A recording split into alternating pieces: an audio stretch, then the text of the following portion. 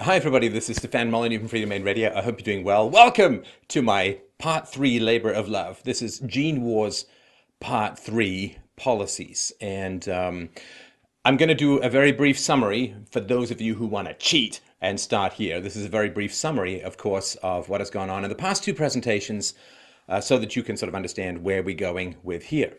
So the basic thesis is that there is a left-wing and a right-wing brain that correspond quite nicely to biological processes and evolutionary capacities that have been well delineated throughout the history of biology, and that there are basic physiological differences between these two brains, which we went into in part two. So basically, let's go through this very briefly. So for decades, two main reproductive strategies have been recognized by biologists. They're referred to as RK selection theory. So the R strategy is an adaptation to excessive resources, and it generally is an evolutionary strategy pursued by prey species, the rabbits, mice, deer, insects, and so on. And it emphasizes quantity over quality of offspring. Rabbits just pump out offspring like crazy. I think oysters have 100 million eggs every single year. Oyster porn never ends. And because you're not going to run out of grass, you just might as well have kids as often as possible. If you're a rabbit, you're just going to keep eating grass. And, you know, an owl's going to sometimes swoop down, a fox is going to grab you, a wolf is going to grab you, and so on. And so you just want to pump out as many kids because you can't fight against the wolf or the fox or the owl. You're just going to get eaten. And so when you have an excess of resources, in other words, you think of rabbits in a field, you've got 10 rabbits or 20 rabbits in a field, they're going to get eaten before they run out of grass. So you might as well just keep pumping out babies and be basically a great way of turning grass into new bunnies. Now, the K strategy is an adaptation to scarce resources. In other words, if you are a predator species, like a wolf or an owl or a lion, then grass is a lot more common than antelope. And so you have a scarce resource, which is the animals that you're hunting. And catching a rabbit is a lot more complicated than eating a blade of grass or eating, if you're a deer, eating a leaf on a tree. And so you have to have fewer children, because if you have too many children, you're all going to starve to death. And you also need to invest in your children considerably, in your offspring, because you need to work together as a pack to hunt whatever it is that you're hunting in general. So, and you have to teach your kids how to hunt. Teaching animals how to eat grass is like, hey, grass, go eat, go do it. And, oh, yeah, I think I've got this, right? Whereas if you think of hyenas hunting an antelope, well, some of them have got to chase the antelope, some of them have to lie in wait, and it's a very complicated thing to do. And so it's been around for a long, long time, and it's in the major university biology textbooks and so on, so you can look it up. It's not particular to this presentation. And so there is the argument that R and K is not just pursued by particular species, but also within particular species. And so there are animals where rising sea levels have created an island, and in the island there aren't really any predators, and the R versus K begins to shift with those kinds of situations. So let's look at the five main traits of an R strategy life form, also known as a liberal: an aversion to competition. That's very, very important. So if you're a rabbit and you're not going to compete with another rabbit for the grass, because just take 3 steps to the left and there's more grass. Like if you're a giraffe, you're going to nibble at those leaves, and you're not going to go and attack someone else, because just move over and get more leaves, because there's no shortage of food, and so they don't like to compete. Competition is not particularly healthy. Now, you can have prey species that compete, but they do so for mates. When you think of sort of the deer and the rutting and all that sort of stuff. Our strategy: high sex drive, high promiscuity, and that's because you just want to bang out as many kids before you get eaten. That's your best strategy for reproduction. You have low investment single parenting. These are not pair bonded species in general that mate for life, and they don't really invest in their kids. Rabbits squeeze out the pups and off they go to eat more grass and have some more sex. But enough about college. And our strategy: you've got to mature really quickly. You've got to get your reproductive gonads going as humanly possible. It's highly accelerated naughty bits, I believe, is the technical phrase. early sexual maturity and activity is really key for our strategy. The earlier you can get to reproduction, the more likely you are to survive. Because any animal which delays its capacity to reproduce gets eaten by a predator while that gene dies out. Our strategies have very low loyalty to their in-group. And I see this. Your rabbit gets eaten by something, and the other rabbits are like, yeah, still got my grass. Good. I'm glad that they're full, because now I'm not going to. Low loyalty to in-group. These are not pack animals in general. So compare this to the K strategy. Well, there's an embrace of competition because Ks are more complex. They tend to be more intelligent. They tend to have high in-group loyalties, which we'll talk about in a sec. But they embrace competition because excellence in K really matters. You can't really be excellent at eating grass, but excellent at hunting a rabbit is really, really important. Now, because they embrace competition, they have to delay their sexual maturity because you need to find out if the wolf you're mating with is of high quality. Can they bring a lot of meat to you? So you have to wait until after puberty to engage in monogamous sexuality because you have to prove your worth in this situation. K strategists have high investment dual parenting, and because they highly invest in their children in terms of raising them and teaching them how to hunt and on keeping them safe and so on, they don't have that many kids, right? They just have fewer kids. So they have late sexual maturity and activity and a very high in-group loyalty because it is a pack and they can't work very well individually. They have to work together as a pack. A rabbit can eat all the grass at once and a deer can eat all the leaves at once without having to have other rabbits and deer surround the tree or anything, but that's not the way it works with the R versus K strategies. So the R versus K, my argument is that they are gene sets, and in part 2 of this presentation, this is part 3 of course, there are these gene sets, and the R versus K are gene sets that compete with each other. Human beings are the most K-selected species known to human beings, I guess, but even within humanity, there are different strategies of R versus K, which is what we're going to get into here. And R versus K tend to prey upon each other. So you can think of R versus K as human subspecies that generally tend to displace each other. And there's value in K and there's value in the R. If you have an entirely R-selected situation in society, you just have massive chaos. If you have an entirely K-selected situation in society, you generally end up with stagnation. There's not enough innovation and creativity. Like think of the multi-thousand year, not much changed in Chinese society, Mandarin rule, and so on. Now, Ks don't obviously prey literally upon Rs in humanity, but the gene sets both fight for survival using a variety of cultural and religious and political mechanisms, which is what we're going to get into here. And if you really want to understand Ks in humanity, think of sports and the free market. If you win in sports, you don't eat the other team, but you carry home the prize, and this may get you the cheerleader or whatever. And in the free market, if you outbid someone in a contract or in a proposal, well, you don't eat them, they don't starve, but you've sort of won access to more resources. And so we're going to get into that as we go forward. Let's move on. So, our organisms, short lifespan. They tend to be small. And they're weak and vulnerable. They have fast maturation. And one thing that's true about biology as a whole is that fast maturation means less complexity when you mature. So something that is faster to grow is going to be less complex when it matures. Just think of human babies. It just takes forever to grow up. I mean, the male human brain doesn't really finish its maturation point until the late 20s. I mean, that's it's almost a third of a century to grow a male brain. So our organisms are prone to take risks. I mean, they have to, because they've got to go and eat, even though there are predators around. They're opportunistic exploiters. In other words, if you give them more food, they'll generally, like goldfish, they just eat until they explode. They tend to be less intelligent and experienced, but they make up for that with a very strong sex drive. Kardashians. They tend to reproduce at an early age. They have a very large number of offspring. They have very small relative size at birth. They care little for their offspring, and they have a highly variable population size, If there's lots of grass, they'll grow like crazy. And if the predators go away, they'll grow like crazy. They don't have any general inhibition to growth. And that's because the limit to their growth is external predation or a sudden change in the availability of resources. Compare this to K organisms. They generally have a longer lifespan. They tend to be large and complex animals, robust and well protected. They've got they've got horns, or they've got teeth, or they've got claws, or something like that. They tend to mature much more slowly, and they're risk averse. They like not to take too many risks. And they are consistent exploiters. In other words, they eat until they're full, and then they don't eat again, right? And they tend to be more intelligent and experienced as animals. They have a weaker sex drive.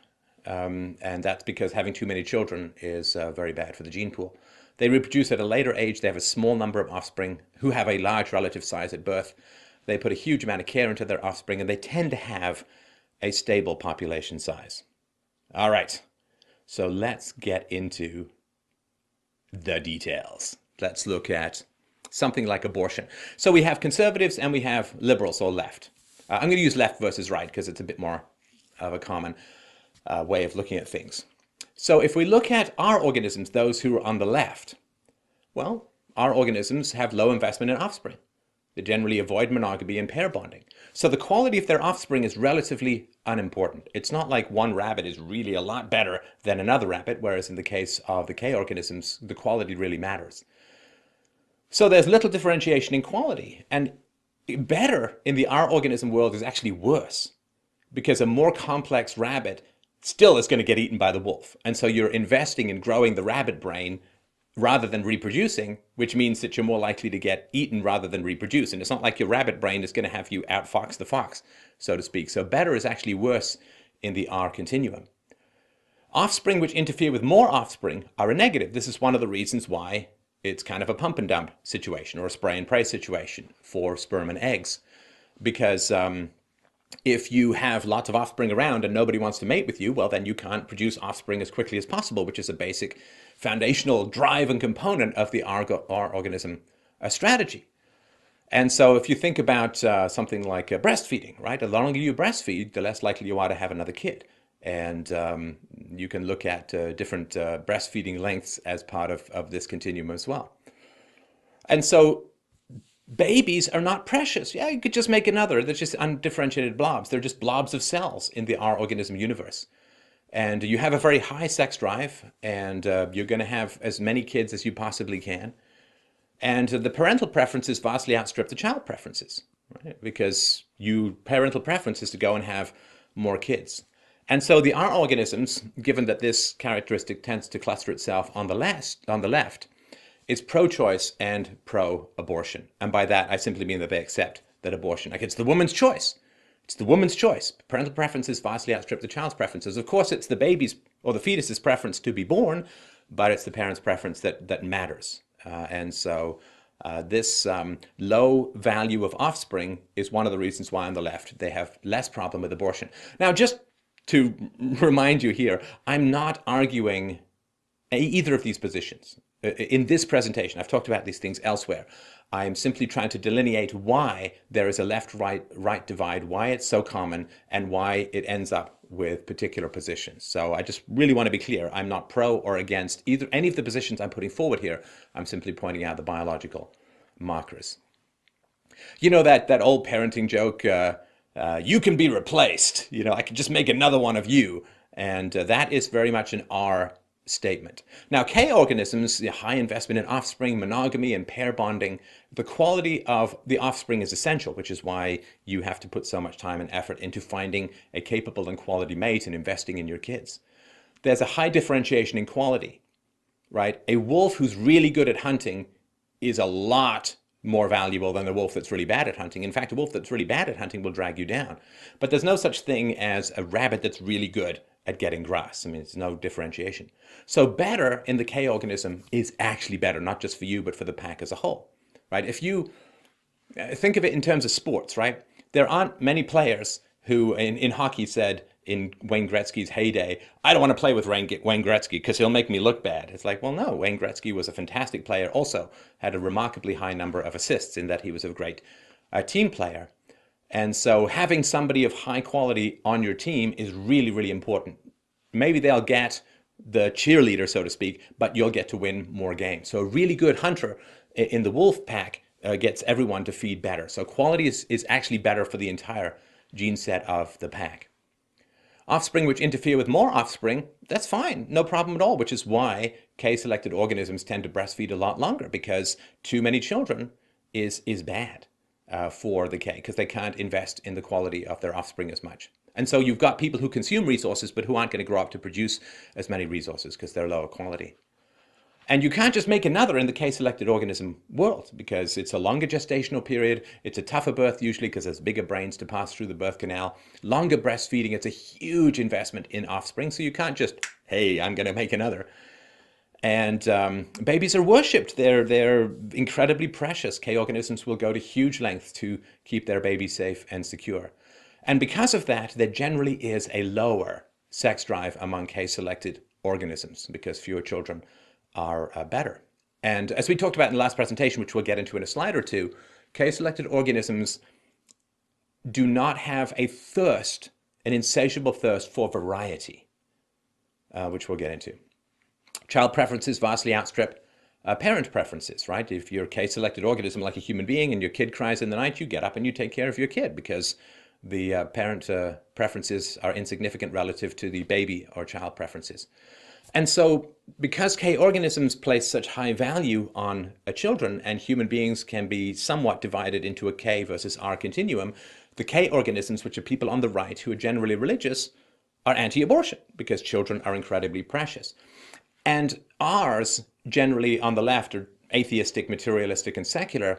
So there's no magic soul inside the body. But on the right, among conservatives, there is a soul within the body. And the soul is a metaphorical way of saying how important offspring and human beings are.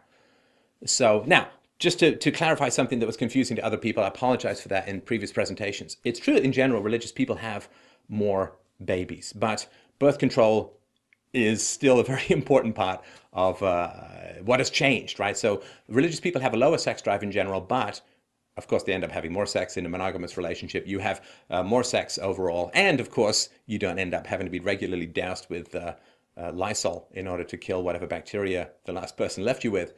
So, Mormons have 3.4 babies per family. I think for the US as a whole, it's 2.1.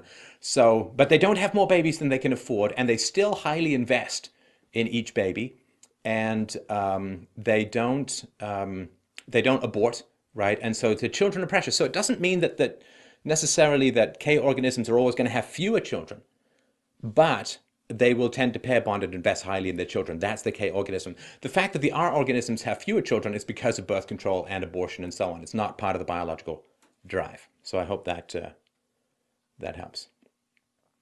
So let's look at economic versus sexual freedom. I talked about this with Bill Gardner recently on this show. So our organisms have a very high sex drive and an insatiable thirst for variety. They're just going to have lots of sex with lots of different rabbits. I know. I like to watch.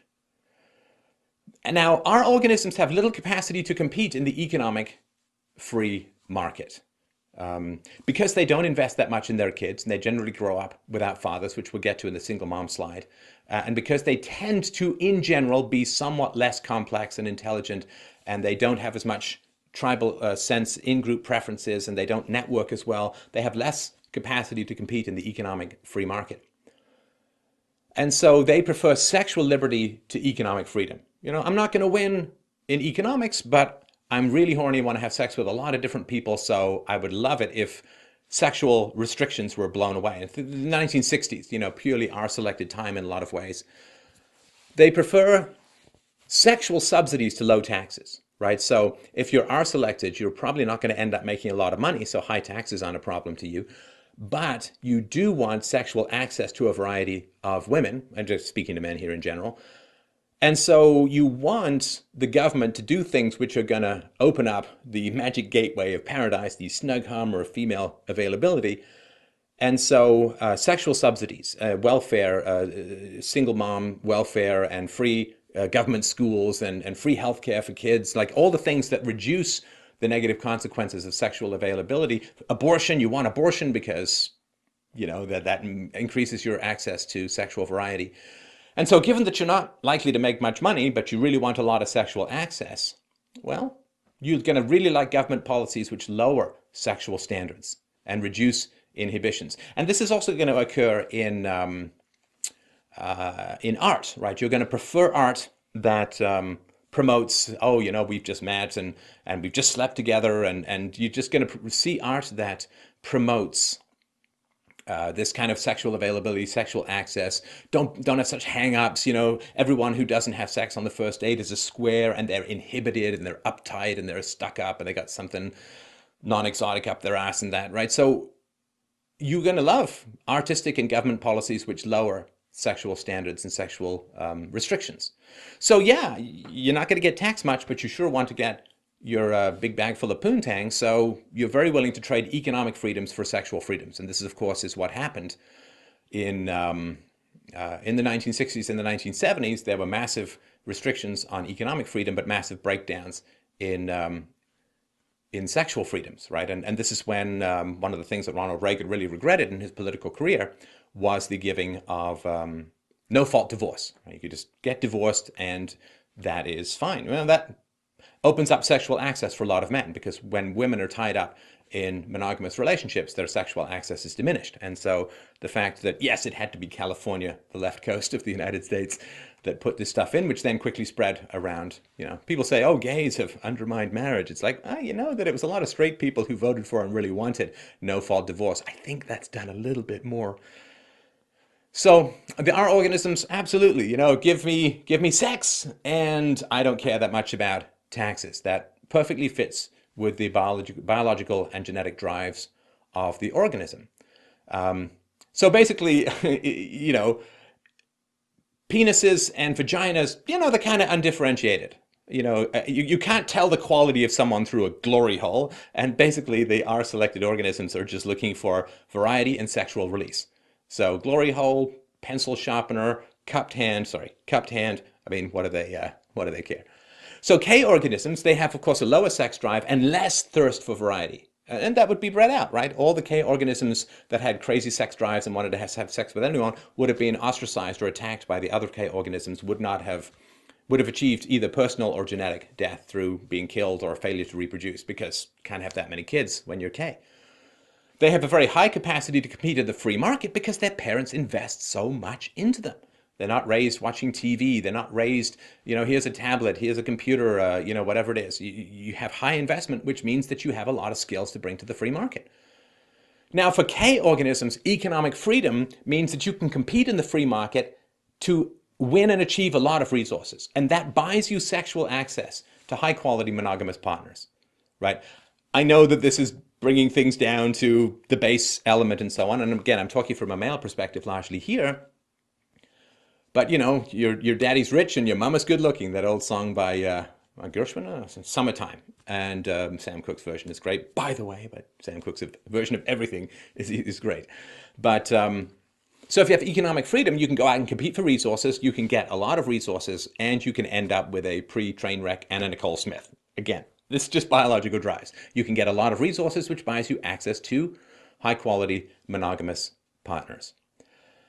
Now, so K organisms, they prefer lower taxes. They don't want sexual subsidies. They want lower taxes because they want to be able to accumulate the resources that gets them access to high-quality partners.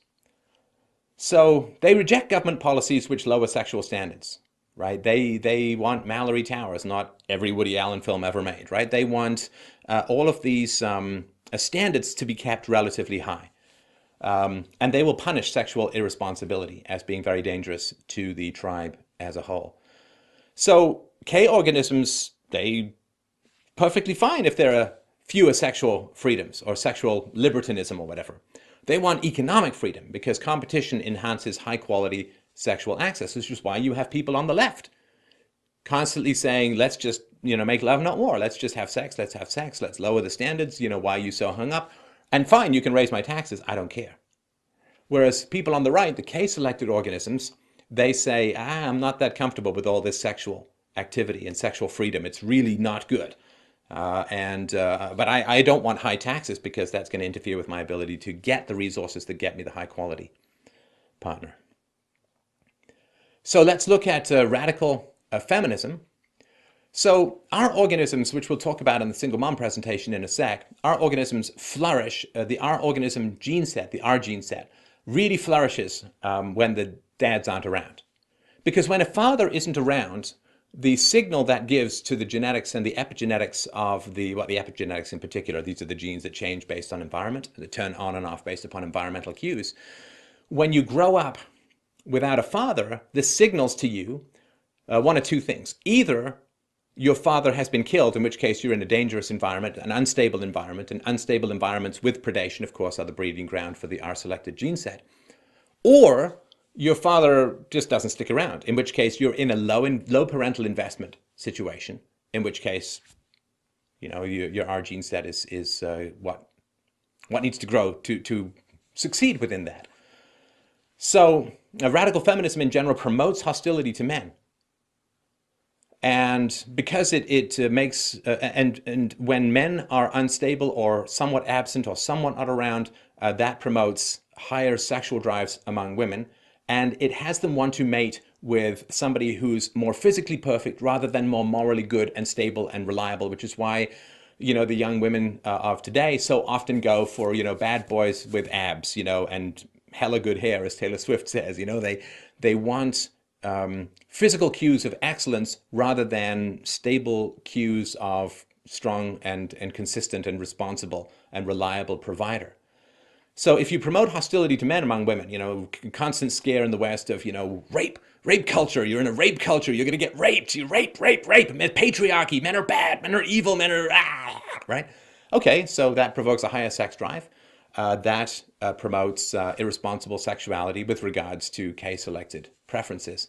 And also, if you keep telling women that they're in constant danger, well, constant danger is what promotes the R gene set, because predation is what the R gene set is selected for, to survive constant predation.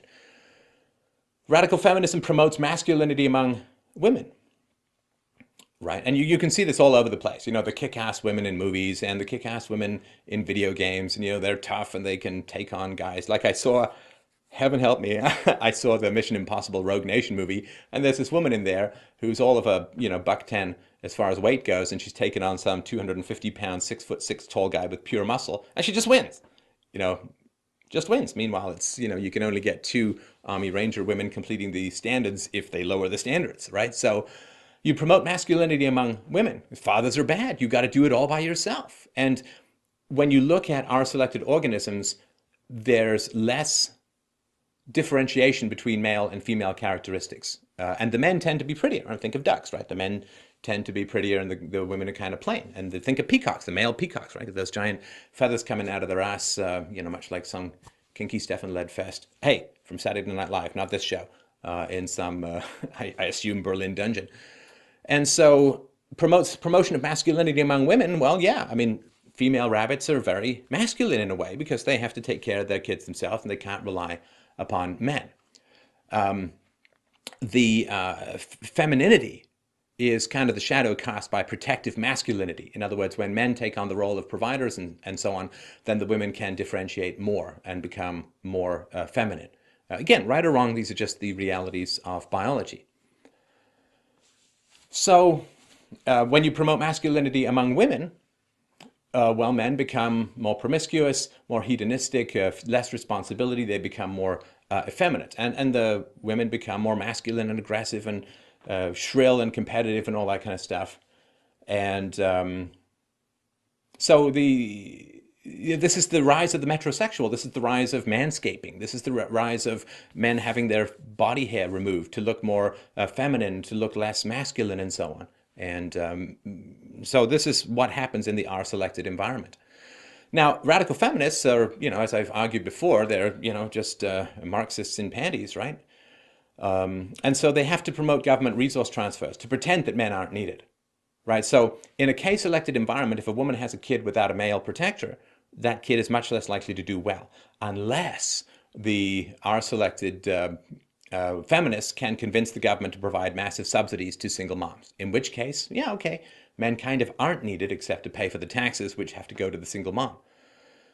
And so radical feminists have to be leftists and have to promote government resource transfers. You will almost never see a radical feminist group that's deeply concerned with the national debt, because that goes against the whole. Our selected organisms need to create the illusion of infinite resources. right? There's as much grass as you want. That whenever people believe that resources are infinite, that promotes the R-selected gene set, which is why those on the left are always promising you free stuff. They're trying to provoke your, again, not consciously, they're trying to provoke your R-selected gene set to dominate. And that's the, right, that's the hook. It's the hook in the water. Free stuff. If you respond to the idea of free stuff, that's your R-selected demon. And if you respond, oh yeah, might have played my hand a little bit there. Let's just keep going. Oh, don't look back. We just had a little bump in the car. But if you, whereas if somebody says to you, here's some free stuff, and you say, wait a minute, who's going to pay for that? Well, that's your R-selected, K-selected, sorry, it's your K-selected aspect. Fine, we can say demon. And so when people offer you free stuff, if you respond positively like, yay, that's R-selected. And if people say, oh, here's, free college education, here's free this, here's free that, and you go like, wait a minute, who's paying for this? This can't be free, nothing's free. Ah, that's K-selected. In other words, you understand there's no such thing as a free lunch, basic reality, economics, and so on. Radical feminists oppose slut shaming. In other words, if a woman's sleeping around like crazy, they oppose that. That's slut shaming. You can't do that because that kind of promiscuity is our behavior. And radical feminism, in a weird way, they deny responsibility to women. I get into this all the time.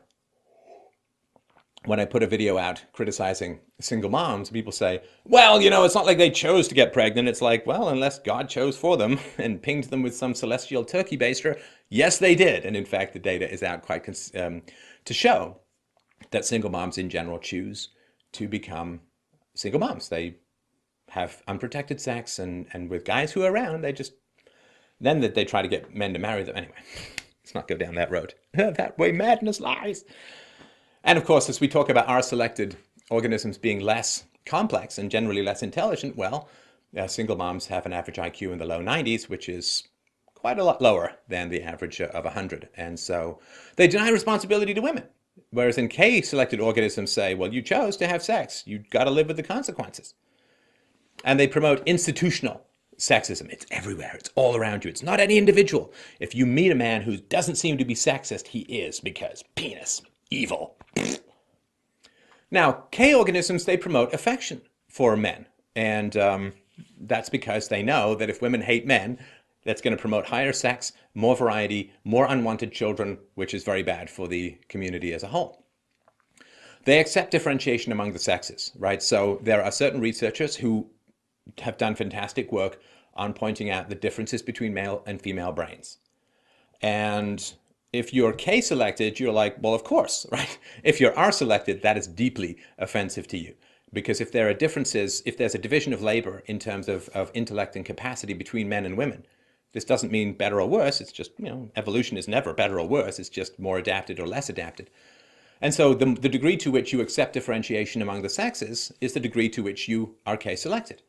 Because K-selected means men do one thing and women do another, right? They know that men are needed for the K gene set, so they want to reduce government power. They want to reduce the degree to which money is taken from responsible K-selected families and given to irresponsible R-selected single moms. They want to reduce that because that's breeding your enemy, so to speak. That's breeding out the K gene set and subsidizing the R gene set, right? And the Ks know it's essential to ostracize our behavior. Ostracism is very, very powerful, and Ks are perfectly comfortable with it because it's much kinder, right? I mean, you don't want to attack someone because there's risk in that. But if you ostracize, like if a wolf is just doing really terrible things, well, you simply ostracize that wolf. You just drive him out of the pack, or you don't, right? You just don't respond, you don't share, you just don't deal with that. And that promotes gene death. The individual survives, but won't reproduce. And so ostracism is something that K organisms are incredibly well adapted to have and to impose and so on. You can watch Downton Abbey to see the degree to which single moms got ostracized in society. Our organisms can't stand ostracism. Ostracism is like the ultimate evil for them, and we'll get into why in a little bit. So they're going to deny institutional sexism. They're going to say there's no magic structure that people's brains are formed by. You judge each individual and you look for better and worse. So our organisms with regards to single motherhood. So the R gene set wants high stress, low investment, father absent families because that is the petri dish, that is the fertile breeding ground for the R gene set to reproduce. And there's not any particular help in empathy, right? Empathy is not a very R-selected trait for a variety of reasons. Right? If you really care about your friend who's getting eaten by a wolf, well, the wolf's probably going to eat you too. So you got to just run and abandon, right? Now, single moms, and again, I know there are single dads. We're just dealing with the vast majority of things, right? Single moms, well, they go to the government and they say, give me all these resources. They must not have empathy for the people whose resources they're taking based upon their irresponsibility. So the R gene set wants to create a large dependent R army, which pillages from the K group. Because if everyone's an R, there's very few resources to strip. So some people have to be K, and in order for the R to have stuff to steal from. Like if everyone's a thief, there's nothing to steal. Now, the R's will hold up kids, like, oh, you got to help these kids, you got to save these kids. And Ks respond to that because for Ks, kids are incredibly precious. So when a single mom says, I can't feed my children, that's really tough for Ks because Ks really, really care about kids and the Rs don't as much. I'm sorry, like it's just biologically the case.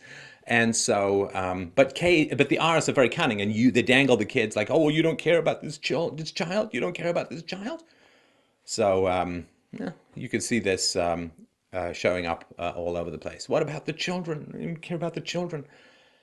And so if they hold up their kids and say, well, it's not the kid's fault and so on, well, the K response to that is to say, so you're too irresponsible to raise your children, so you need to give your children to a K family. You need to give your children up. You need to have your children adopted by a K family. That would be a free market, freedom, liberty, K response. Whereas if you've got the government, then, oh, you hold this up and all this, well, we'll get to the media and R versus K in a bit. Now, single motherhood also, not always, but in general, creates an unstable criminal class, right? As single moms have been to some degree characterized as a conveyor belt criminal factory of infinite production of hellspawn for society as a whole. And of course, they are, I think, perfectly nice and wonderful children of single mom households, but statistically, it's not particularly great. There's data shows that a 1% increase in single motherhood in a neighborhood is associated with a 3% increase in an adolescent's level of violence. And of course, also, we talked about how earlier sexual maturation is an R-selected trait that shows up in biology and human biology.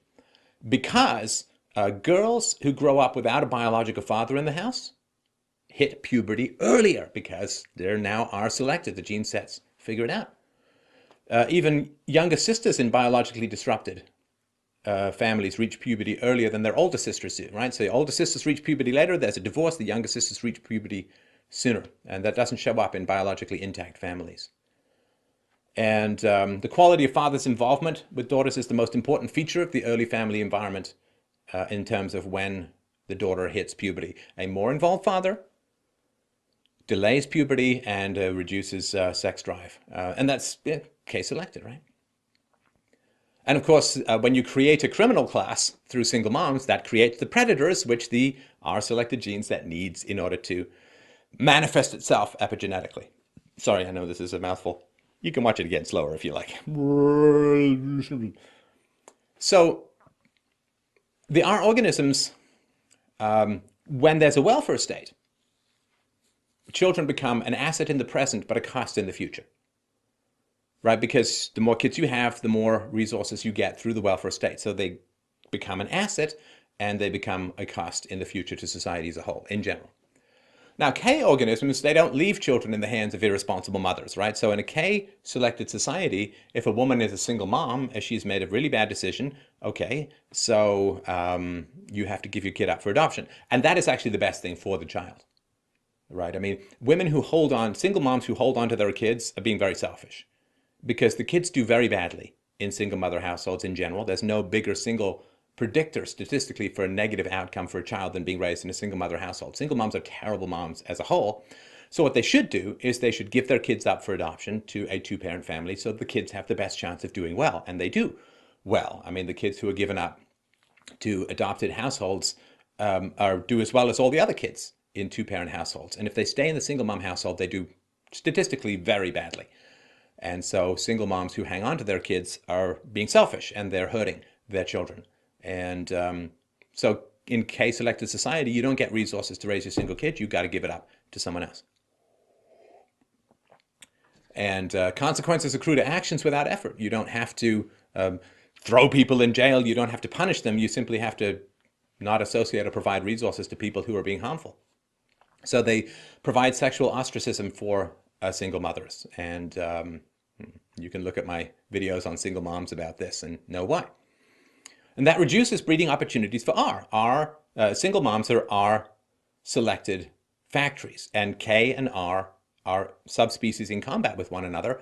And so in a K-selected society, you want to reduce the breeding opportunities for R. And so you try to get people to not have sex with single moms.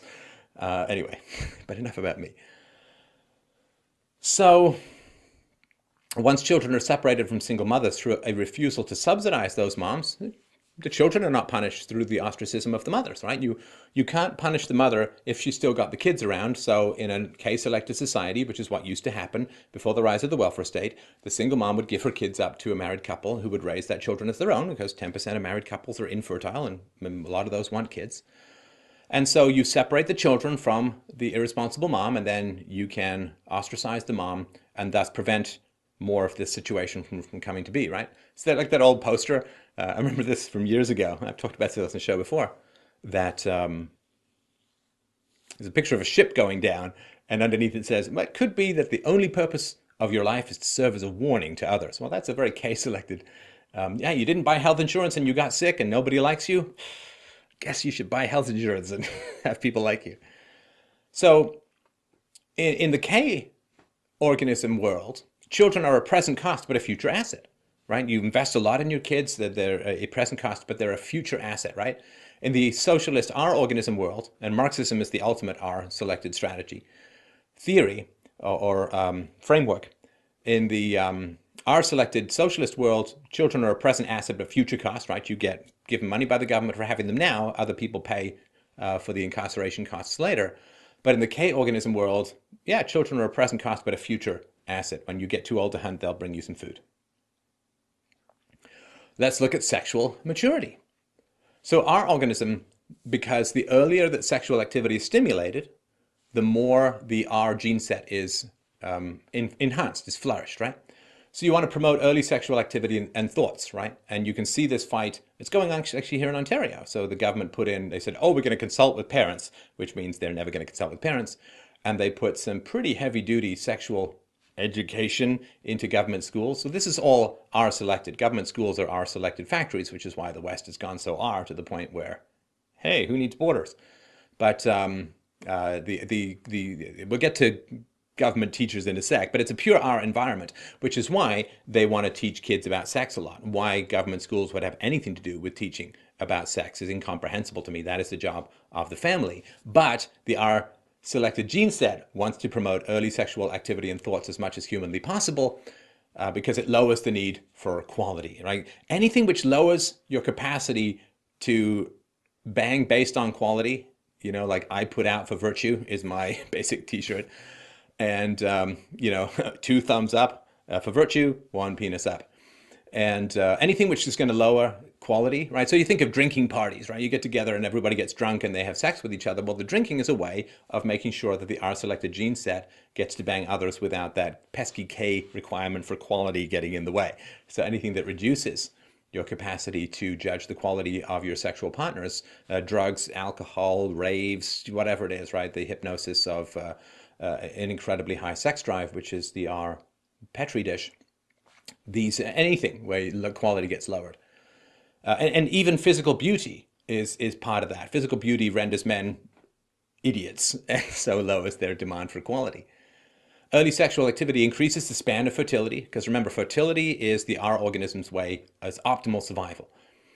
And it promotes physically healthier offspring rather than higher quality offspring. So a wolf that can run a little bit slower, but is much smarter, is a much better predator. Now, a rabbit that can run a few percentage points faster, at the expense of not being quite as smart, is going to get, it doesn't have to be faster than everyone, it just has to be faster than whoever else the wolf is chasing. So you want healthy offspring, and the quicker you get eggs converted to offspring, the healthier those eggs tend to be. They tend to get a little dusty for human beings into the mid to late 30s.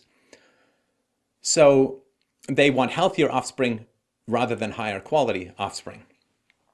It also allows for the release of high sexual tension, which is a constant problem for our selected organisms. Sex maniacs, right? It also promotes the worship of base physical qualities, sexiness, rather than virtue. And so, yeah, the R-selected people are constantly focusing on early childhood sexual education and the promotion of non-traditional sexual standards and so on. Because, you know, if you can expose kids to sexual ideas earlier, well, that is going to help the R gene set. K organisms, they delay sexual activity and thoughts. And of course, they promote sex after marriage, right? You've got to have a commitment to a high quality person, and then you can have, you know, the wall-to-wall mango-soaked bangathon. And later sexual activity is needed to determine quality. You got to find out who's good, who's smart, who's passed with 100% in calculus before you, you know, bang those nerds senseless. So that promotes higher quality offspring at the expense to some degree of the eggs aren't quite as young. But again, you want a wolf that can run 5% slower, but is 10% smarter. Whereas for rabbits, you just want to run 10% faster. You don't care about, right? There's no point with that trade-off. Lower sexual tension needs less release. And so there's skepticism towards base physical qualities. Books I read that were very influential to me when I was a kid by Enid Blyton called Mallory Towers, Malory Towers, constantly promoting quality of character and great skepticism towards, you know, the girls who just spend all their time primping and putting makeup on and fluffing their hair. They're all just shallow idiots that nobody wants to have anything to do with. So the skepticism to base physical qualities, and they put out for virtue, not just sexiness. And they do not want early childhood sexual education. And of course, you can see this with religious people in government schools. Don't even let me start it on R versus K relationships to pornography. I'm willing to do the research, but it might take a while. What about equalities of outcome? Inequality. Our organisms can't stand inequality. They just can't stand inequality. Low parental investment means lack of quality in offspring. And what's the point? There's no point having a high quality rabbit. High quality wolf, yes. High quality rabbit, who cares?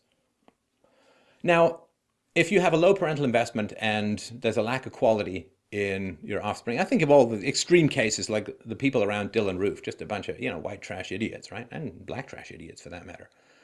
Now, it's less negative for you if you've been raised in a R-selected, low quality, low parental investment environment, often with physical violence, neglect, abuse, and so on. Well, that's less painful if there aren't higher quality people around. Our organisms have a hostility to free will and personal responsibility. Because quality requirements are higher for monogamy than one-night stands. One-night stands, you just have to be turned on and probably not even sober. So anything which rewards quality is the enemy of the R-selected gene set. And so they do not like it when people get rich. They do not like it when people get better, when people have additional resources. So economic equality has to result from injustice, because remember, to the R gene set, it's like you helicopter over a field of 10,000 rabbits in Australia, and can you tell them apart? No, of course not. It's just one big giant blob of this. People are people, right? We are the world. We're all one. We're all the same. Deep down, we're all the same. No, we're not. And so any economic inequality must result from injustice, must result from predation, must result from stealing, right? If you have more grass than me, you must have stolen my grass, because we're all supposed to share. It's all equal. And this results with a hatred of the wealthy. Now, I'm not talking about inequality of opportunity. Equality of opportunity is great, but equality of opportunity, everyone gets to compete equally, does not result in equality of outcomes, because people are different and quality matters. I mean, if you just try starting a band by just picking the third guy at some local karaoke night. What are the odds of your band being very successful? Well, not very successful. And if it's not even karaoke, just some guy off the street. Okay, you can be our lead singer. Right? Probably not going to work out very well. Now, in the K-selected world, so high parental investment means high quality offspring, and they prefer competition with higher quality people, right? I mean, Rhonda Rousey is not out there taking on a bunch of girl guides. By the way, you got to watch her video on Do Nothing Bitches. Just great stuff, right? And she's K-selected up the yin-yang. So they prefer competition with high quality people. You want to go up against the best, because that's the only way you're really going to enjoy your victory. So they prefer free will and personal responsibility because free will is how you differentiate quality, personal responsibility. If you look at the debate around the IQ bell curve, the R select, the people on the left say, well, everyone can be smart, you just have to give them the right environment. There's no fundamental difference between people other than the environment. So if you take someone with an IQ of 80 and you put them into Stanford, they'll do really well. And the data does not support it. The data does not support it. I mean, think of the Head Start program, what, $100 billion plus trying to get inner city kids to do as well as non-inner city kids. Complete failure. Complete failure. It's like saying everyone's 7 foot tall if you just give them the right food. No, they're not. It's true that malnutrition will cause you to be stunted, but extra food just makes you grow wider rather than taller. In the K organisms, they relish and respect and prefer and understand and accept that there are innate differences, because that's the whole point of the K organism, is to prefer the innate differences and breed to enhance them. So yeah, they have to advocate free will, personal responsibility, and so on. Anything which punishes quality is an enemy, right? So for the R organisms, anything that rewards quality is the enemy, right? If you're really good at business and you make a lot of money, well, you just must be a thief who stole stuff and you're corrupt and you're nasty and you're evil and blah, blah, blah, right? But for the K organisms, which is why high tax on the wealthy is an R-selected trait, whereas the K organisms, well, anything which punishes quality is the enemy. I don't... There's an old statement about Americans. Americans are never poor. They're just temporarily embarrassed millionaires. You know, that there's this, I want that ring. I want that brass ring. I can get there. You know, like I grew up in a really poor environment, a really poor single mom household. I knew rich people. I didn't resent them. I'm like, I'm glad you're there because I'm just going to do what you do and get the hell out of this hellhole. So economic inequality for K-selected organisms, it doesn't result from it results from intelligence and decisions. Whether that intelligence is something you've worked for or is something innate, doesn't matter. It doesn't matter. I could go to singing lessons from here until the end of time. I'm never going to sing 1% as well as Freddie Mercury or Pavarotti or whoever, right? It's not going to happen. So there's some things that are built in, and there are some things which are based upon your intelligence, decisions, your commitment, your hard work, your willingness to sacrifice personal pleasure in the moment for the sake of good rewards later, which is a purely K-selected trait, which we'll get to in a sec. And so K organisms, they don't hate the wealthy, they respect and envy the wealthy. Envy means I want to be like you. Hatred is I can't be like you, so I'm going to make you like me, miserable, flat, and poor. So inequality of outcome, yeah, there are rich and there are poor people, and Ks are like, that's great, you know, and Rs are like, well, that's horrible, and that's the result of injustice, and let's go screw up the rich people. Let's look at immigration. So again, this is not arguments for or against, this is just the biological drives. So our organisms have very low in-group preferences, right? So in America, you have a largely Protestant Christian country that was founded that way and made that way for hundreds of years. And on the left, they're like, let's bring everyone in. The low in-group preference. Our group is not better than anyone else's. People are people. Everyone's the same. There's no differences in IQ. There's no differences in culture. There's no differences in ambition. There's no, like, everyone's the same. And if you bring anyone to America, they'll be just like Americans because it's all environment, right? So they're very low in-group preferences. Now, remember, R is genetically in a battle to the death with the K. So anything which destroy K thoughts and persons is a plus, right? So this is what happens on the left, is they put out this meme or this general idea, everyone's the same, and if you prefer your own group, you must be a racist, a xenophobe, a bigot, you are a horrible human being. And so any in-group preference, well, if you're white, if you're black and you prefer your own group, right? I mean, it's like that old statement, it's like, I'm proud of being black, said the black man. I'm proud of being Asian, said the Asian man. I'm proud of being white, said the racist, right? Because any preference that white people have for white people is racist. Everything else is just, well, they like their own culture and more power to them. And so if you have any kind of in-group preference, the R-selected gene set will just scream at you and scream at you and scream at you and try and destroy your life and get you fired and so on, because they want to destroy in-group preferences, thoughts of quality and differentiation. So for our organisms, skepticism towards the value of outsiders is incomprehensible. Like they touch Adios America and Coulter's book and they explode. It's matter and antimatter. How could you be skeptical towards the value of a quarter of the Mexican population moving to the United States? Same thing that's happening in Europe at the moment. How could you be skeptical about the value of 500,000 Muslims pouring into Germany every year? Skepticism towards the value of outsiders is incomprehensible because rabbits aren't tribal. They don't have an in-group preference. They don't, right? That rabbit over there, yeah, he's the same as me. But K's know that it's different. The importation of R-selected women in particular is of great value. If you can import more R-selected women, not only will you gain sexual access because they have low standards, but also it will drag down the standards of your local women as well. Now, they prefer outside R, the R organisms, the R people, they prefer outside R to internal K. As you look at the big shift in American immigration from Ted Kennedy's 1965 immigration bill, they used to get Europeans coming in, now they get third world people coming in. Well, they prefer outside R to internal K because the outside Rs they can breed with, they can get their rocks off, and they also gain voting powers to increase the size and power of the state for more resource siphoning from Ks to Rs. I mean, if the state is what's used to take resources from the Ks and give them to the Rs. Variety. I mean, the R-selected organisms are crazy for variety. They get easily bored. They need constant stimulation. So for them, diversity is a strength. Yeah, well, diversity is fantastic because it breaks down the the K-selected culture. Everyone is the same. So if you don't like a particular group or you're skeptical of their value, the only answer is that you're an irrational bigot because everyone is the same. K-selected organisms do not see it that way. They're very high in-group preferences. I mean, wolves prefer wolves to non-wolves, and they prefer their own wolves to other wolves.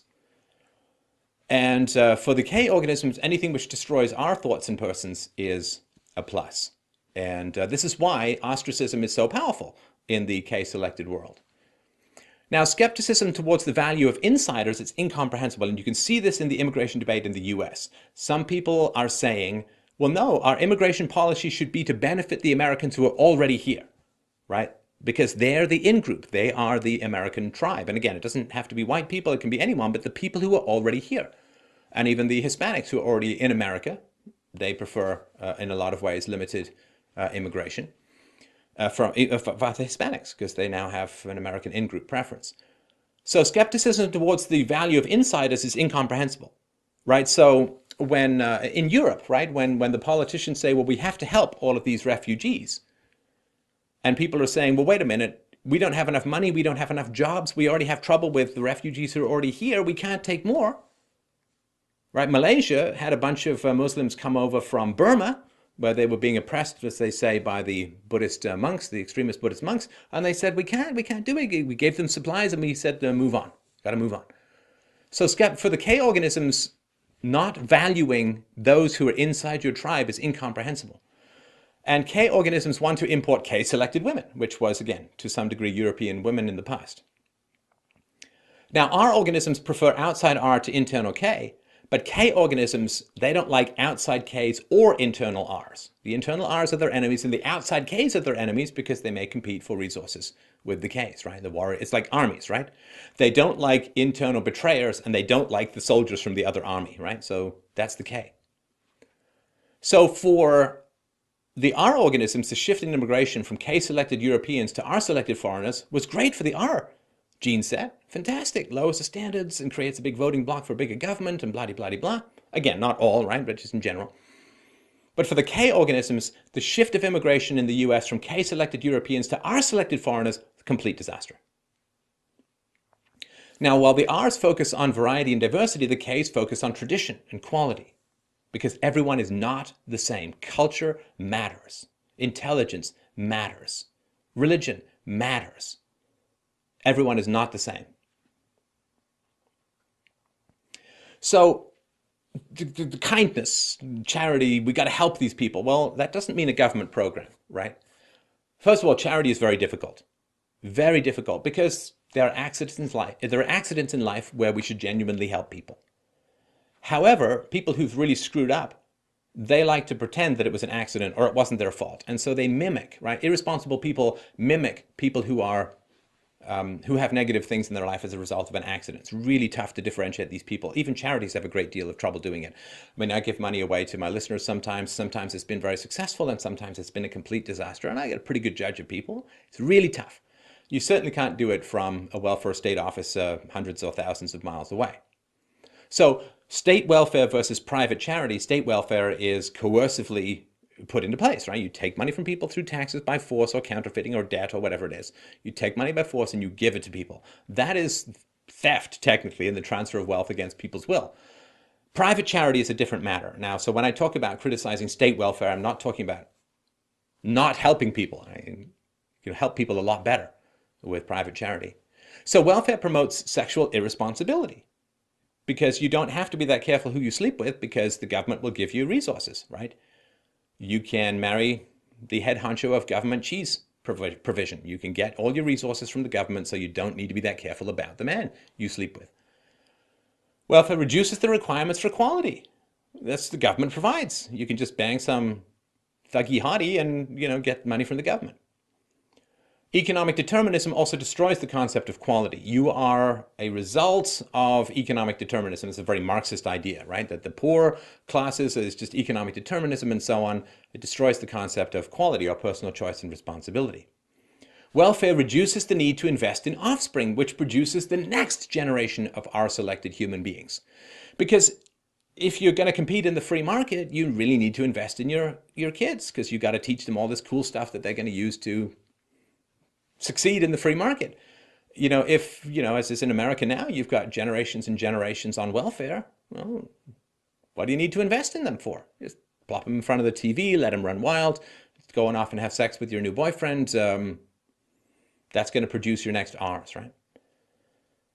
The fantasy of infinite resources is fundamentally what feeds the R gene set, right? So things like the gold standard and things like Bitcoin, where the production of resources, particularly currency, is limited, is very K-selected, which is why you see the K-selected people on the free market side, the libertarians and the Republicans who are genuinely free market, they're promoting the end of central banking, which is creation of money out of nothing, bypassing the natural restrictions of reality, at least for the moment. Because when you get central banking, when you get the government's capacity to create money out of nothing, you create this fantasy of infinite resources. That feeds the R gene set. Why bother with quality when everything is free? Now, welfare also enables and encourages hostility towards men. Because what's going to happen is when there's a welfare state, a lot of women are going to breed with jerks. And those jerks are going to then abandon them, which makes them very angry towards men, which they then take out on their sons, which then further produces jerks in the future, which further breeds the R gene set. It's perfect. I mean, it is really just like feeding the R gene set. Now, for K organisms, there's voluntary charity, and that promotes sexual responsibility, which is very good for the K organism. And so if you are a widow rather than a single mom, your kids are going to do fine statistically. The father dies somewhere or whatever by accident, then it's not the single mom as you choose to get married.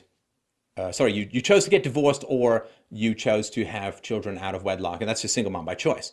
If you are a widow, well, you're fine, right? So you want to differentiate between those who are accidentally raising children alone and those who've made the choice. And you can only do that through the investment of voluntary charity. Charity increases the requirements for quality, and charity works very hard to differentiate people in genuine need and those who are pretending to be in genuine need or who are pretending that it was accidental, right? So they'll fake that, it wasn't my fault, this happened, and blah, blah, blah, blah, blah, right? The rejection of economic determinism strengthens the concept of quality. If we're all just victims of economic circumstances, there's no such thing as quality, and there's no such thing as better or worse, right? And if you reject economic determinism and you say, well, people are making choices and so on, it doesn't mean you eliminate it completely, that you don't say the environment has no effect. But if you say only the environment has an effect, then you are selected. Charity increases the need to invest in offspring, which produces the next generation of K. Mothers who cannot provide have their children moved to K families in a K-selected environment. The reality of finite resources feeds the K gene set, and charity punishes hostility towards men. Right, so if you just get divorced for no reason, you used to get ostracized from society, right? You can't talk to this, which, she just divorced some guy, and that's very selfish because it's hurt her kid, so we're not going to associate with her. Because father presence feeds the K gene set, and so you can't reward hostility towards men because that promotes the R gene set. So look at teachers' unions. So for our organism, since everyone is the same, incentives and disincentives are both unjust punishments. It's like giving more money to tall people. It's just an unearned accident of birth, so why would you give more money? It's not fair. Success or failure is not a matter of personal responsibility. Quality, free will, and virtue are the mortal enemies of the R gene set. The R gene set is an excuse machine. It wasn't my fault. I didn't do anything. It just happened. And I never meant to hurt you. I never meant for this to happen. I had an affair. I never meant for this to happen. It just happened. It's just an excuse machine.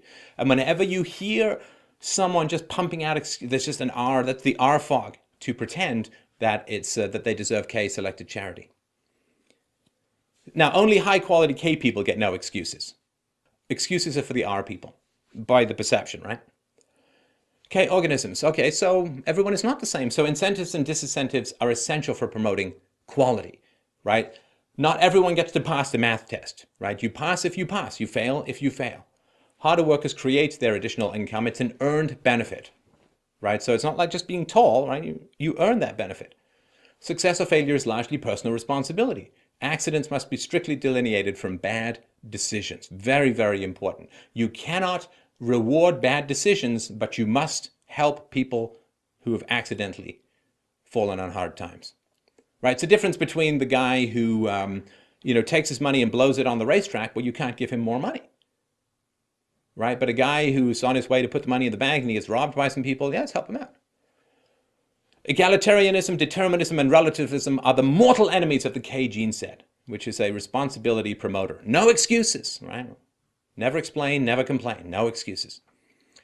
Yeah, bad students lose grades, bad parents lose custody, bad teachers lose jobs. And so anytime you see there's a government union, a government monopoly, where you can't differentiate by quality, well, you're in an R. So remember I was saying government schools are R-selected machines, right?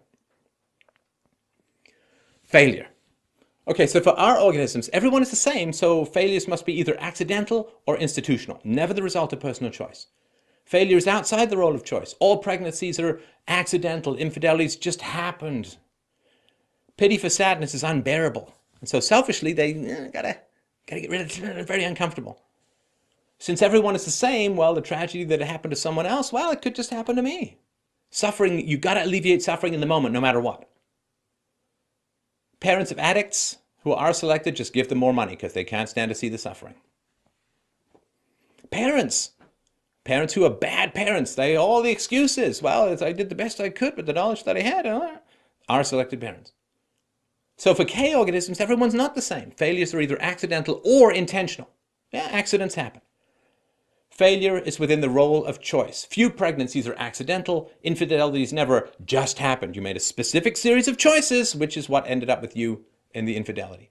Pity for sadness is bearable. It's teachable. Okay, you're really sad that you failed that test. I'm not going to run to the teacher and demand that you passed. You're going to learn from that and study harder for the next one. Since everyone is not the same, the Ks don't just say, well, I could have ended up homeless. No, because, well, we'll get into that in a sec. Sometimes you've got to alleviate suffering in the moment, but parents of addicts don't enable. Don't enable. It's okay for them to suffer because it's how they get better. Debt. So for our organisms, remember, the R gene set wants to create the illusion of infinite resources. When resources are infinite and collective, any shortage must result from selfishness. Why would you hoard the infinite? Give people free health care. It's free. Why would you not? I mean, there's grass. Why would you not want me to eat grass? You just got to be a jerk. Now, lack of investment in children means national debt provokes little anxiety. What do they care about how their kids are going to grow up in? K's, like they're weighed upon the fact that the kids are born hundreds of thousands of dollars in government debt. They got to fix it. That's why the Republicans at least talk about the national debt and wanting to, right? In the tropics, do tribes worry about running out of bananas? Do the Inuit hoard snow? No, there's no point. It's everywhere. It's a resource. It's infinite. Conservation for the sake of the future is irrational for R-selected environments. For K-selected environments, any debt creates the obligation of repayment. You're just making it worse for yourself down. You might do it in an emergency, but because you actually genuinely want to repay it, it's a liability that plagues you. Since resources are infinite and personal, any shortages must result from bad luck or foolishness. Giving scarce resources to foolish people destroys those resources. Resources must flow in a K-selected society, must flow from the incompetent to the competent. Conservation for the sake of the future is essential. You think of farming societies. Farming societies, they have to defer gratification. They have to hoard their food. They have to survive the winter. They can't eat their seed crop. They have to work really hard. They have to plant crops that they're not going to harvest for months or maybe even years. A lot of deferral of gratification, a lot of managing of resources. Or, other places, just food falls down off trees and all that kind of stuff, right? And think of Europe. Like Europe at the moment is not holding on to its heritage and protecting its culture because there are very few native European whites who are having kids. So what do they care, right? It's like John Maynard Keynes, the famous fiat currency addicted economist. People would say, well, what about the long run? That's a case-elected question. What about in the long run? What happens when we have to pay this money back? Case-elected people care about that. Our selected people, he said, in the long run, we're all dead. Well, no, not because he was gay, didn't have any kids, right? So no, if you have kids, it matters. Gun control. Our organisms, well, physical aggression is suicide for the R gene set. Rabbits don't fight the wolves. So in humans, they prefer verbal abuse. The Saul Alinsky just tear at people. Now, constant danger feeds the R gene set, and guns have been well proven to reduce criminality, right? The more guns, the less criminality. Less criminality is not good for the R gene set. The R gene set has to feel vulnerable in the face of predators or criminals. So constant danger feeds the R gene set, so they want to eliminate guns so that more criminals will provoke more R-selected reproduction. So citizen disarmament is a double plus for the Rs. So since everyone is equal, criminals elicit sympathy. Oh, that could have been me if I'd grown up in that environment. That could have been me, because everyone's equal and it's all environment, right? Rabbits have no control over their environment. They just, is there grass? I'll eat it. Is there a vagina? I'll screw it. Okay, I guess I'm done until tea time. But the K-selected control their environment, right? So the fact that there's passivity and determinism in the R-selected mindset is perfectly predictable. And our organisms, they don't want to compete in an equal contest. They don't want to knock on Ted Nugent's house and say, hey, Ted, I want your guns. No, they want to use politics. They don't want to risk anything personally. If they want free stuff for themselves, they're not going to go with guns to their neighbors because their neighbors can shoot back. They want the police to do it. And rabbits can't be wolves. If rabbits say, well, all teeth and claws are going to be banned, well, rabbits will still survive, but the wolves won't. So if you're a weenie who's never going to defend himself, yeah, get rid of guns. K organisms, assertiveness is natural. Verbal abuse is an admission of defeat and impotence. For a K-selected organism, when you see someone screaming verbal abuse, that person has lost, and you've lost all respect for them. You know, like if you beat me in tennis and I run off and throw my racket and say, well, you're just a jerk, right? I mean, K-selected people, I guess R-selected people are like, oh, he's hurt, let him win. K-selected people are like, dude, not only did you lose at tennis, you lost at breathing. So the criminal is not me. K-selected organisms, there's me and there's people really, really different from me. The criminal is not you. There's not everyone's equal. That could have been me. The criminal is not me. They're willing to shoot in self-defense. So there's value for the guns. Stability and diminished danger feeds the K gene set. So eliminating criminals serves this purpose of feeding the K gene set. They want to compete in an equal contest, even with a criminal. Now, they can't oppose the Rs plus government power, right? Which is why Ks are dying in the West. Ks ally naturally with limited security powers. And they want to compete with Rs on an even playing field, which means no central bank. No central bank. A central bank means you don't have to weigh differences and weigh options and be intelligent enough to know the long-term effects of your predations. Security in life. Security in life. The social safety net.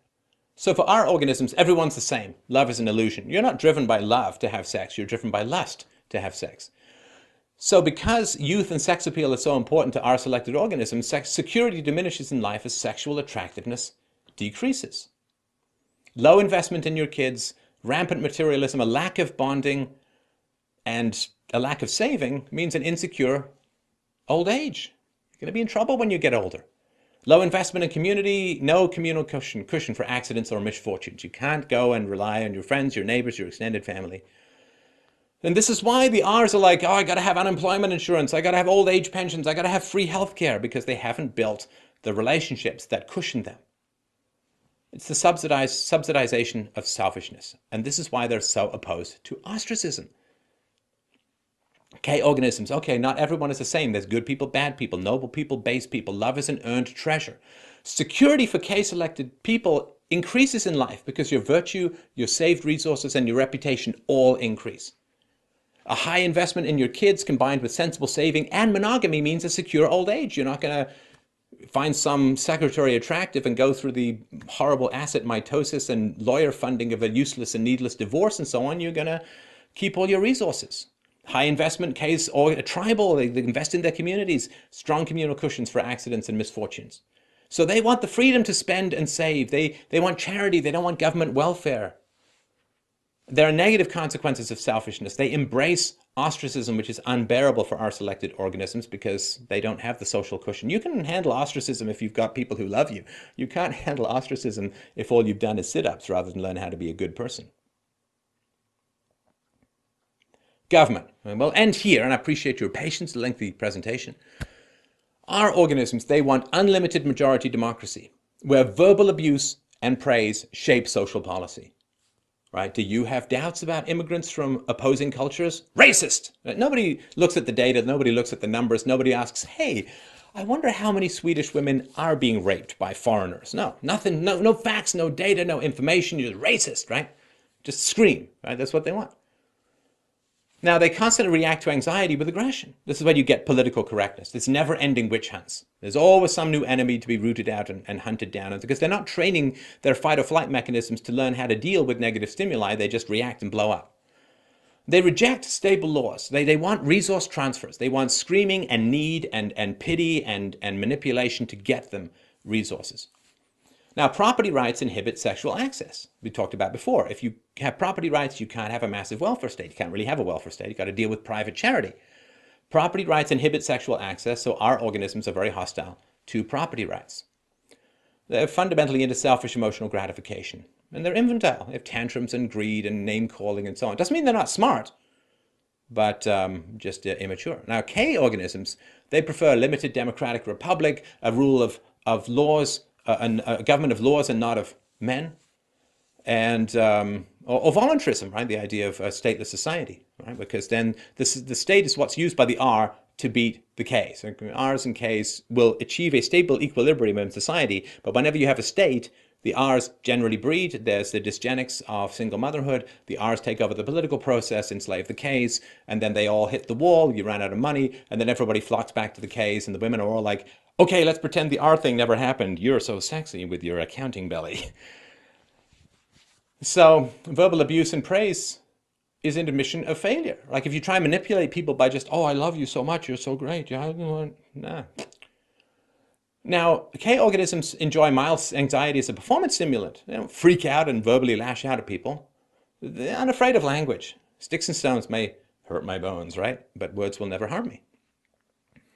K organisms prefer stable and predictable laws, right? Because they want to be in control and they want to have predictability. Unpredictability and predation is what breeds the R gene set. And so the Ks want stable and predictable laws. You can't have that in a majority mob rule late democracy like we're living in now.